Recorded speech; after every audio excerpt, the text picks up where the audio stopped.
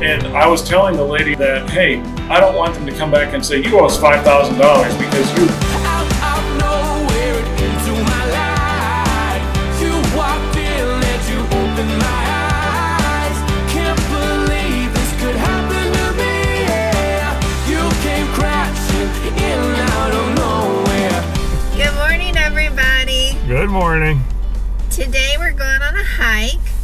And we've got the heated seats going in the truck because when we woke up it was in the mid 30s. I think right now it might be in the low 40s with a high of 70 something. Not sure. Sure if we'll see that, but it'll be our second hike in Utah and we're hoping to show y'all some epic views on this hike. It's only 800 feet elevation. I know we're beyond that now, but there was another trail we were going to take that was 25 or 2600 feet elevation, but that I don't think we're ready to go over 2000 yet.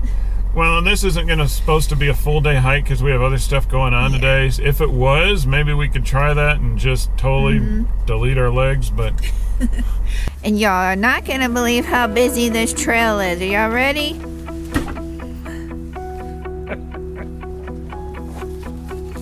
Just us and the bushes and the rocks.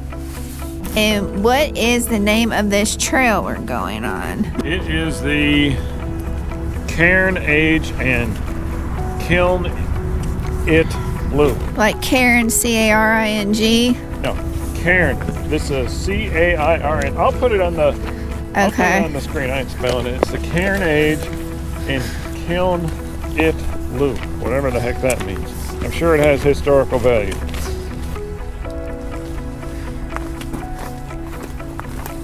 Look at this, y'all. It's a bridge. I'm assuming there used to be water under here. Yeah, look at that. It's completely dry. Wow. Huh. But remember, we showed y'all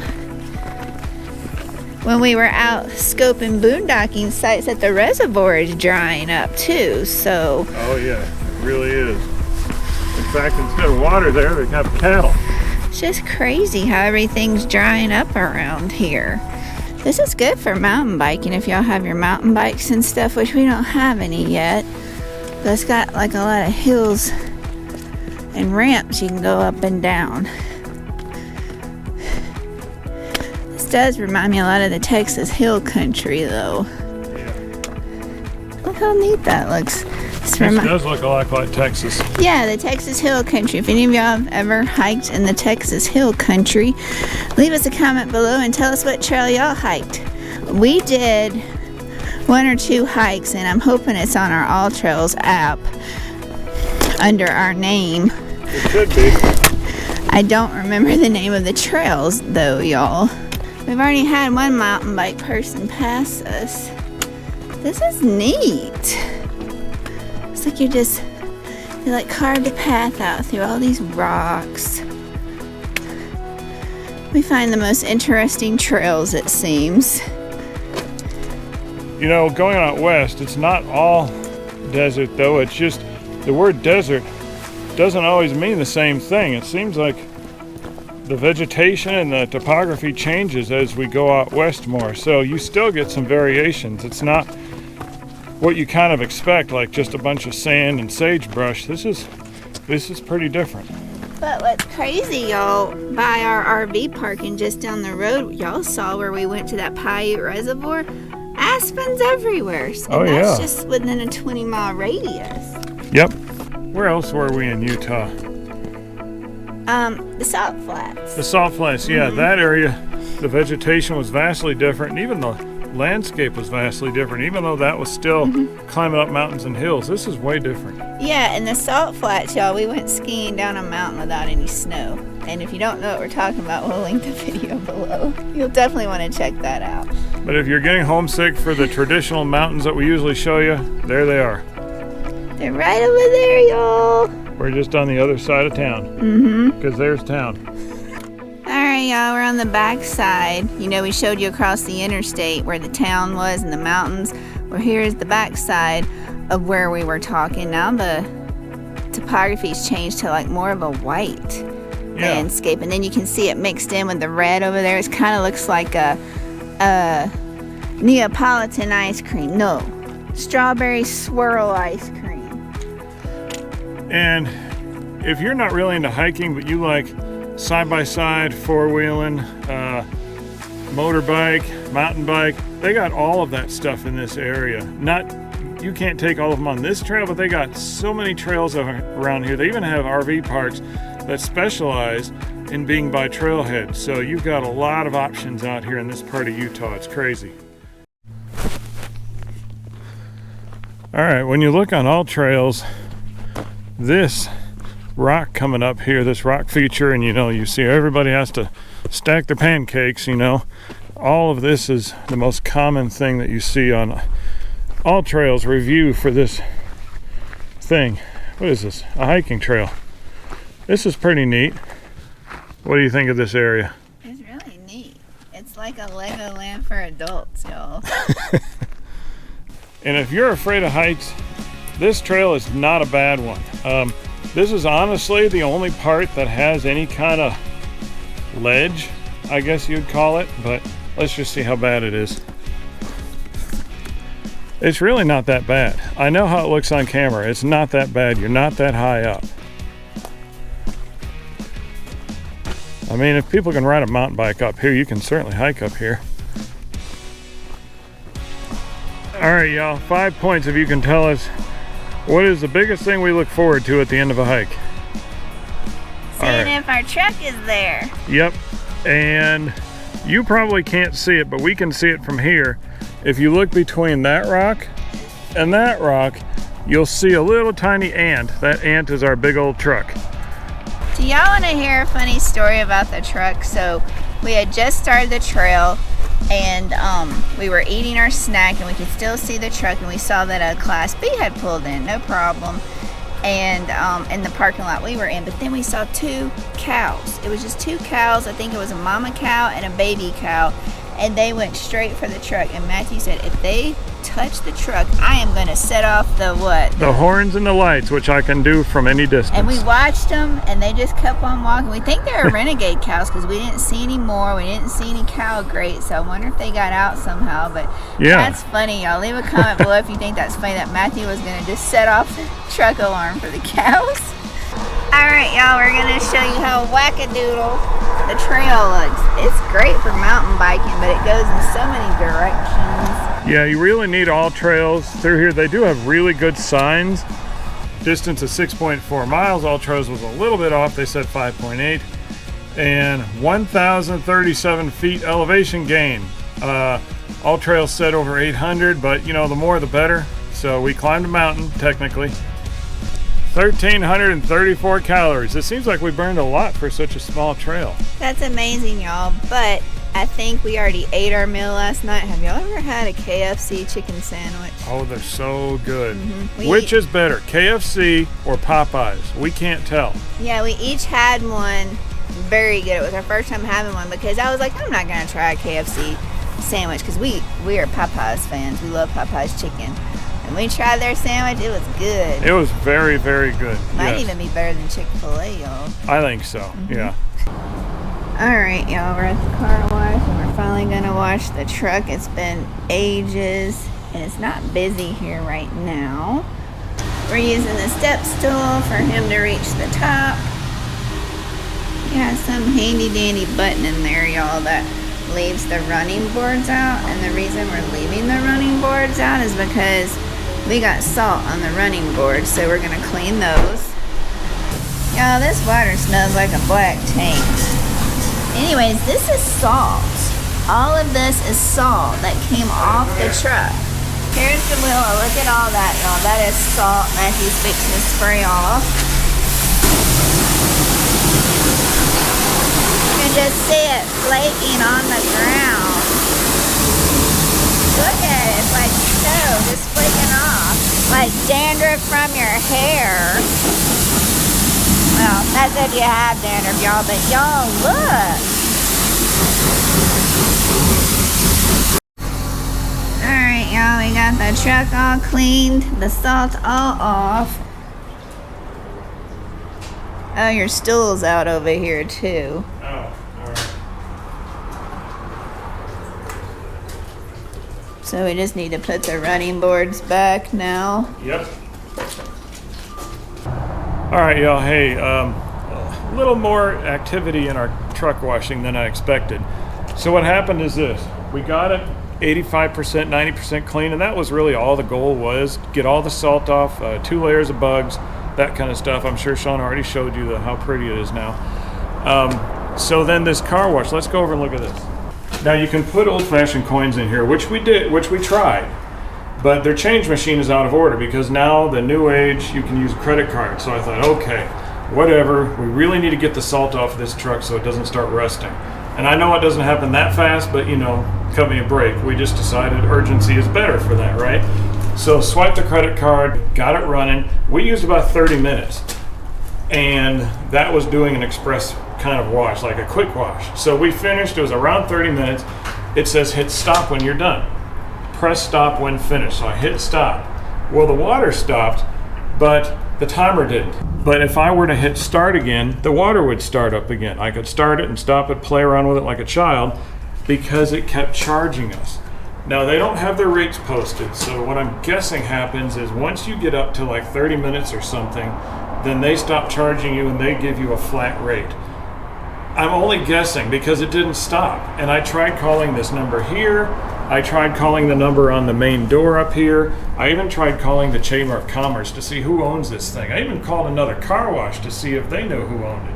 No. So, or to see if they owned it. No, they don't. So, it stopped at an hour. We called our credit card. The time was still rolling when I was on the phone with the credit card. And I was telling the lady at the credit card that, hey, I don't want them to come back and say, you owe us $5,000 because you apparently got washed your truck for 2 or 3 days in a row until the darn machine decided to cut off and stop charging me. So that was my fear. You know, it's a legitimate fear. You pay per minute. Per minute. So if the clock doesn't stop rolling, guess what? You don't stop paying. But it stopped. I was on the phone and Sean said, look. And it went to 60 point something, and then now I can't start it to save my life unless I put in more money. So hopefully that's it. But word of the wise, don't use your main credit card for stuff like this. If you have a washing machine, a vending machine, a car wash, anything other than a manned thing, like a restaurant, a Walmart, a Target, something like that, get you a little bitty credit card with a tiny limit that's not going to hurt too much. We used our main, Big Daddy. So, my mistake. If we get through this unscathed, Lord willing, then we're going to use one of our little micro cards. Your starter cards that you never got rid of from when you first started getting credit cards, they never gave you much of a balance. Well, you don't want a big balance because you want safety, and that's what I'm going to do. Lesson learned. What do you think?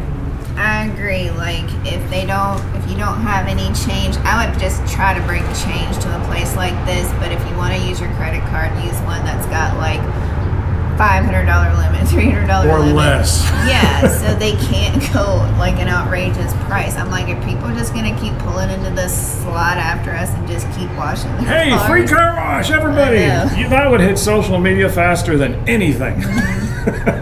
Listen, I didn't think we'd have any drama today. We go in on a hike and now we got work to do, but drama follows us, so we share it with you. Yeah. Everybody learns.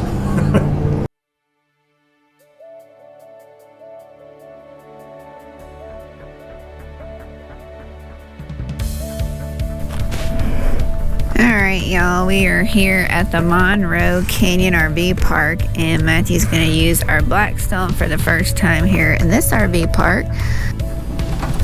There we go. We start getting all the stuff. Alright, y'all, we're going to give a front row seat. Here's process number 1. He brings his little hibachi tools. Are they hibachi tools? Sure.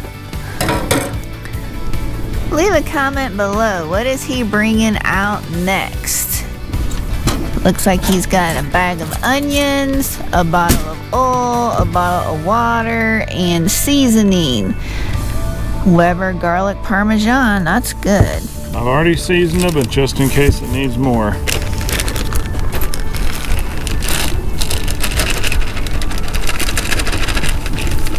There goes the onions. Okay, y'all. So this is a new RV park, and they've got these trees. Now what's special about this, it says on here it's going to be 45 feet high by 40 feet wide. So if it's 40 feet wide, you're saying what, Matthew? I'm saying a lot of RVers love trees. I hate trees. I think there's no point in having a tree by an RV. When you park it, it just gets in the way. It's going to be big and bushy, which restricts how much you can use this beautiful space I have here. Yeah, Matthew said if it's going to be 40 feet wide, its canopy is going to come all the way over here by the picnic table, right? Yeah, and unless your RV is covered in tree branches, now that would definitely give you enough shade to keep it cool. But some little ornamental bush, I mean, that's not going to do anything but get in the way. Leave us a comment below. Are y'all tree lovers? Are you no tree lovers? Or are you kind of in between? We want to know. We went to Wisconsin Dells, y'all, and that place dropped so much sap on our solar panels, our roof, the truck. We still have spots on the tonneau cover because our little thing doesn't work getting it off. Like, we need it professionally cleaned. It was just a mess, so we prefer not to be under a lot of trees. Yeah, and when we were at, when we bought the RV, it was a different kind of tree. Yeah. And there were hundreds and hundreds of caterpillars.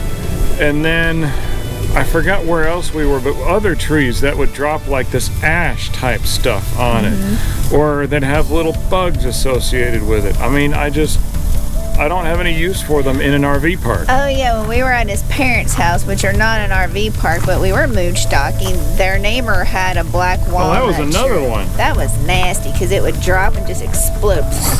Trees are nice to look at, and they're useful for our planet and blah, blah, blah. I just don't want them in an RV park. Yeah.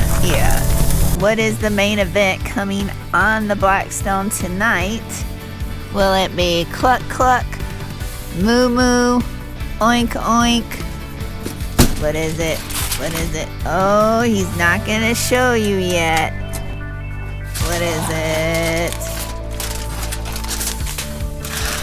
Wow, it's not burgers, y'all. Are y'all shocked? He's just spreading his, what is it, avocado all around. Yep, thin layer of healthy oil that can take high heat. All right. Here they go. Now, smelling the onions was one thing. I'm pretty sure y'all want to smell this too. I'll let y'all listen to the sizzle.